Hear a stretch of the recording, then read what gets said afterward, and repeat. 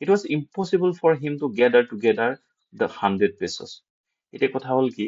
100 pesos মানে ক'বলৈ গ'লে আমাৰ এতিয়া পুনৰ খেতি কৰি এটা পৰিয়াল 5জন 6জন সদস্য থকা এটা পৰিয়াল চলিবৰ কাৰণে আমাক প্ৰায় 70-80 হাজাৰ টকা হয়তো নহলেও মিনিমাম আমি 40 হাজাৰ টকা এটা ধৰি ল'ব পাৰো যে 2-3 মাহ দিন চলিবৰ কাৰণে আমাক লাগিব সো সিমান মান পইচা যুগত কৰাটো তেখেতৰ কাৰণে এইটো ইম্পসিবল আছে হৈছিলে কৈছে অসম্ভৱ হৈ পৰিছিলে কৈছে যে 100 pesos সো সেই 100 pesos যুগতোৱাটো তেখেতৰ কাৰণে অসম্ভৱ হৈছিলে so he was able to send the farmer only a little more than half সেইকাৰণে তেখেতে সকলোৰ পৰা যুগত কৰি পেলাই কিমান পইচা গোটাব পাৰিলে কৈছে more than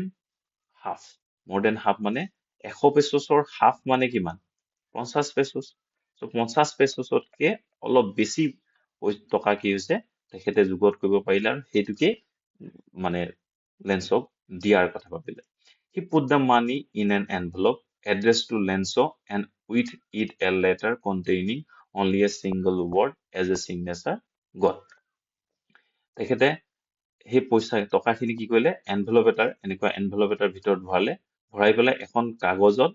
ভিতৰত চিঠি হিচাপে অকল এটাই শব্দ লিখিছে গড বুলি লিখিছে গড বুলি লিখি পেলাই কি কৈছে এড্ৰেছটো দিছে আৰু কাৰণ বাহিৰত ফ্ৰম কাৰ পৰা চিঠি আহে এনেকে ফ্ৰম বুলি লিখি দিব লাগিব কাৰ পৰা আহিছে গড বুলি বাহিৰতো গড বুলি এনেকে লিখি দিছে letter containing only a single word as a signature god মানে ভগৱানে সহি কৰি পঠাইছে আৰু এইটো তেনেকুৱা বুলি অন্তত লেন্সে ভাবিব সেই বুলি তেখেতে ওপৰটো কি লিখি দিছে গড বুলি লিখি দিছে জটিল শব্দবোৰৰ অৰ্থবোৰ ইয়াতে আছে তোমালোকে ভিডিওটো পজ কৰি অকমান সময়ৰ কাৰণে চাই লবা সেইখিনি টুকি থবা পৰৱৰ্তী সময়ত আকৌ চেপ্টাৰটো পঢ়োতে তোমালোকৰ বুজাত সহায় হ'ব The following Sunday Lenso came a bit earlier than usual to ask if there was a letter for him so এই দেওবাৰটোত তেখেতে চিঠিখন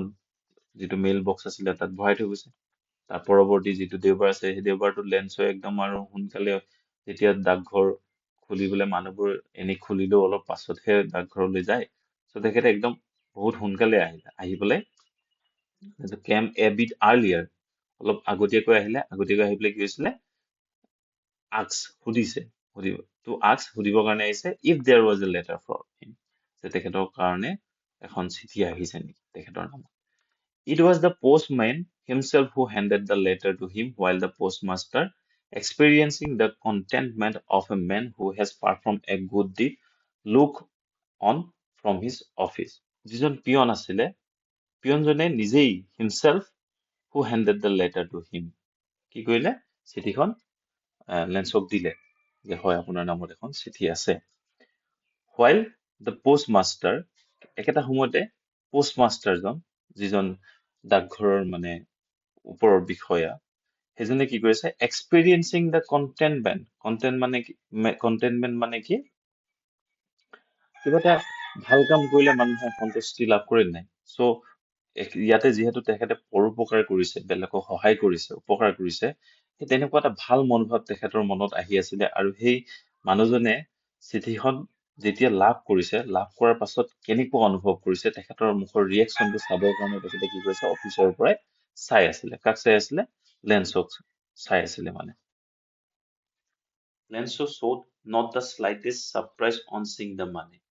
লেন্সই যেতিয়া পইচাখিনি পালে দেখিলে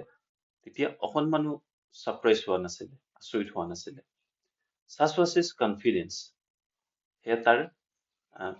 বিশ্বাস আছিল ভগৱানৰ ওপৰত but he became angry when he counted them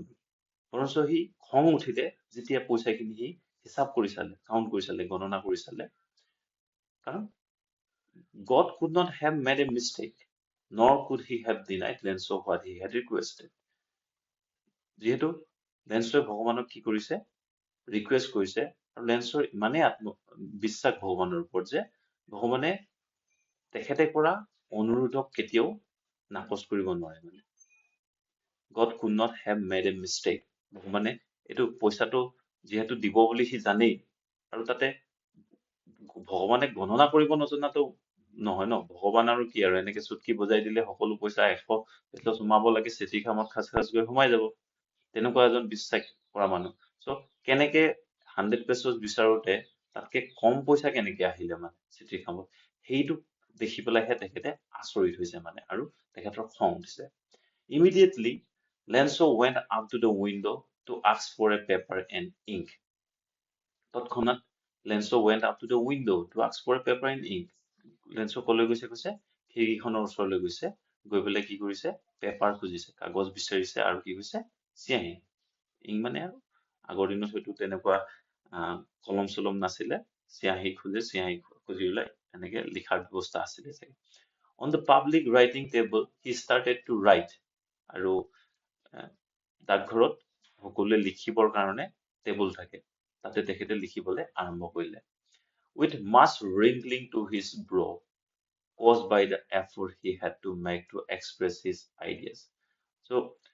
wrinkling of his brow. Brow মানে হৈছে চকুৰ এই ওপৰৰ যিবোৰ আমি চেলাউৰি কওঁ যে যেতিয়া আমি একদম মানে ভালকে ধৰক সি যদিও লিখা পঢ়া জানিছিলে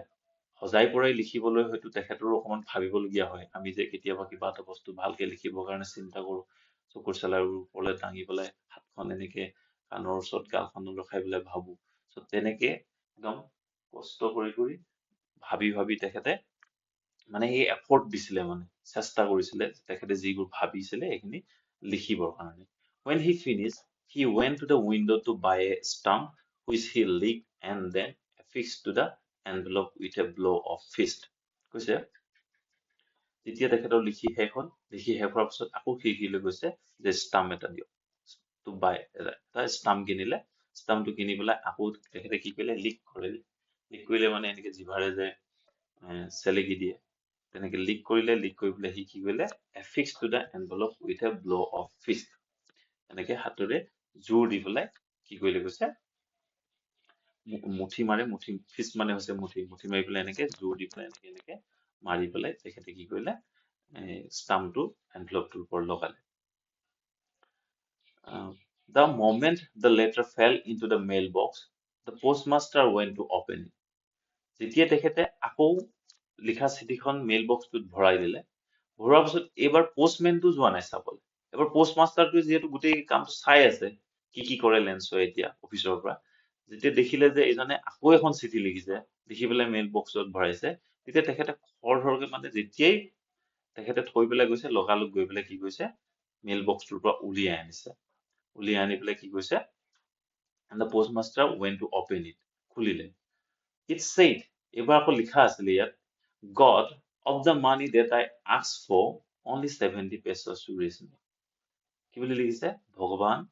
of the money that I asked for মই যে আপোনাক পইচা খুজিছিলো বিচাৰিছিলো কৈছে তাৰ only 70 pesos raise me তাৰে কেৱল মাত্ৰ মই 70 pesos হে পাইছো মোৰ ওচৰত কিমান পইচা পাইছে ই 70 pesos send me the rest 70 পেছৰ 100 পেছৰ বাকি 30 pesos মোক পঠিয়াওক since I need it very much কাৰণ এইটো মোক যথেষ্ট প্ৰয়োজন মোক 100 pesos লাগিবই নহলে নহব but do not send it to me through the mail because the post office employees are a bunch of crooks কিন্তু এইবাৰ পইচা যদি আপুনি পঠিয়ায় এই পইচা এই পোষ্ট অফিচৰ থ্ৰুদি নপঠিয়াব কিয় কাৰণে নপঠিয়াব কৈছে because the post office employees are a bunch of crooks মানে কি অহৎ মানুহৰ গোট কি কৈছে এইবাৰ আপুনি পইচা পঠিয়ালে ডাইৰেক্ট মোক দি দিব ওপৰৰ পৰা মোক ঘৰৰ সন্মুখৰ পদূলি মুখত পেলাই দিব এনেকে এনেকে মাৰি দিব পৰি যাব কাৰণ পোষ্ট অফিচৰ মানুহবোৰ হৈছে অহৎ মানুহৰ গোট ইহঁতি অহৎ মানে কাৰোবাৰ যদি পইচা পাতি আহে ইহঁতি মাৰে ইহঁতি ঠগবাজ ইহঁতি মানুহৰ পইচা খায় সেইকাৰণে এতিয়া কথাটো হ'ল কি এই পইচাখিনি তেখেতে ভাবিছে পঠিয়াইছে ভগৱানে কিন্তু প্ৰকৃত পইচা প্ৰেৰক কোন এই পোষ্ট মাষ্টাৰজন যিজনে গোটেই সকলো মানুহৰ পৰা গোটাই মেলি পইচাবোৰ পঠিয়াইছে কিন্তু লেন্সোটো এইটো কথা নাজানে লেন্সৰ মতেতো ভগৱানেই পইচা পঠিয়াইছে আৰু ভগৱানে পইচা পঠিয়ালেতো কেতিয়াও ভুল কৰি পেলাই 70 পেছজ নপঠিয়াই ন পঠিয়ালে 100 পেছজ পঠিয়াব ভগৱানৰ ওচৰততো পইচাৰ কমি নাই সেইকাৰণে 100 পেছজ যদিও ভগৱানে পঠিয়াইছে 30 পেছজ তেখেতে ভাবিছে যে এই পোষ্ট অফিচৰ এমপ্লয়ীবোৰকে খাইছে সেইকাৰণে এইবাৰ মোক পইচা পঠিয়ালে পোষ্ট অফিচৰ যোগেদি পঠিয়ালে নহব মোক ভগৱানে ডাইৰেক্ট মোৰ ঘৰত পেলাই দিব লাগিব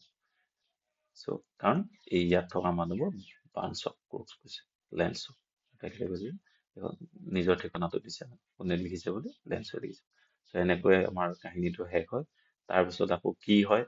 পইচা এইবাৰ কোনে দিব, সেই কথাটো আমি ভাবি থাকিম আৰু ন, আমাৰ সপোনতো আমি ভাবিব লাগিব কি হ'ব কি নহয়। চ' তেনেকে বৰ ধুনীয়া চেপ্টাৰ, পঢ়ি ভাল লাগিলে। আশা কৰো ইয়াৰো পিছৰ যিবোৰ শব্দ আছে এইবোৰ তোমালোকে, জটিল শব্দবোৰৰ অৰ্থবোৰ ইয়াতো মই লিখি দিছো,